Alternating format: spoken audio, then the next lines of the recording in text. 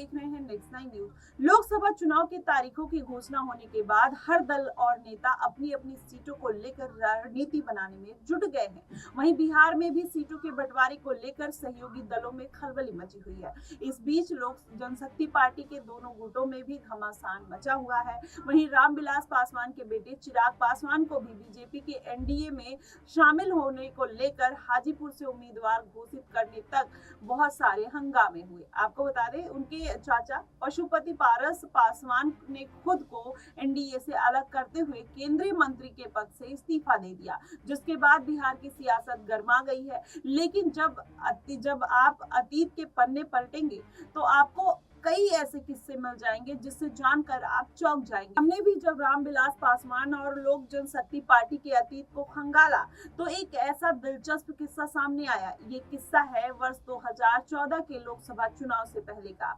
इस चुनाव से पहले लोक जनशक्ति पार्टी यानी एलजेपी के नेता रामविलास पासवान कांग्रेस की अगुवाई वाले यूपीए गठबंधन में हुआ करते थे। लेकिन जब चुनाव की बारी आई तो सीटों के बंटवारे को लेकर कांग्रेस से बातचीत हो रही थी और रामविलास पासवान ने एक इंटरव्यू में बताया था कि एनडीए में जाने का निर्णय उनका नहीं था, ये फैसला चिराग पासवान का था। वहीं रामविलास पासवान ने उस इंटरव्यू में ये भी बताया था कि चिराग ने राहुल गांधी को सीटों के बंटवारे को लेकर फोन भी किया था। चिराग ने राहुल को 10 बार फोन करके यह जानने की कोशिश की थी कि कांग्रेस लोजपा को कितनी सीटें देगी और इस पर बैठकर बात कर लेते हैं। लेकिन जब राहुल गांधी ने कोई रिस्पॉन्स नहीं दिया तो रामविलास पासवान ने खोला था राज। आपको बताएं, रामविलास पासवान ने उस समय इंटरव्यू में ये भी कहा कि चिराग ने उन्हें बताया कि ये भी हमें इतना नजरअंदाज क्यों कर रहे हैं, तो अभी अगर इतना नजरअंदाज कर रहे हैं तो बाद में क्या होगा। जिसके बाद रामविलास पासवान ने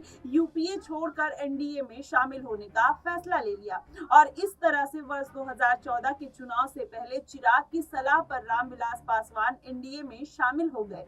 वहीं 2014 के चुनाव में रामविलास पासवान की पार्टी 6 सीटें जीतने में कामयाब रही। इतना ही नहीं, रामविलास पासवान खुद केंद्र में मंत्री भी बने और वहीं चिराग की सलाह से उनके राजनीतिक एंट्री हो गई और जिसकी वजह से उनका जो कैरियर है कहीं ना कहीं उसका ग्राफ दिन पे दिन बढ़ता हुआ नजर आया। आपको बताएं, रामविलास पासवान लगातार बिहार हाजीपुर से सांसद रहे, इसीलिए चिराग पासवान कहीं ना कहीं हाजीपुर सीट को लेकर इतनी इमोशनल नजर आते हैं और वो जिसकी वजह से अपने चाचा पारस से भी लड़ते हुए नजर आए। लेकिन जिस तरीके से चिराग पासवान ने एनडीए में जाने को लेकर उनको अपने पिताजी को सलाह दी थी, वो जो हुई वो कहीं ना कहीं सार्थक होती हुई नजर आई और इसी वजह से सारी चीजों को लेकर बीजेपी ने भी कहीं ना कहीं चिराग पासवान को तवज्जो दी है और उनके चाचा पशुपति नाथ को कहीं ना कहीं साइड लाइन करके उनको तवज्जो देते हुए नजर आई। फिलहाल आपकी इस पे क्या प्रतिक्रिया बनती है? जिस तरीके से चिराग पासवान ने अपने पिता को ये सलाह दी थी कि आप इंडिया गठबंधन में ना जाकर एनडीए के साथ जाए, कहीं ना कहीं उनके लिए ये सही फैसला था या गलत फैसला था, आप हमें कमेंट सेक्शन में जरूर बताइएगा। फिलहाल के लिए बस इतना ही। देश और दुनिया की तमाम खबरों के लिए हमारे साथ बने रहिए नेक्स्ट नाइन न्यूज।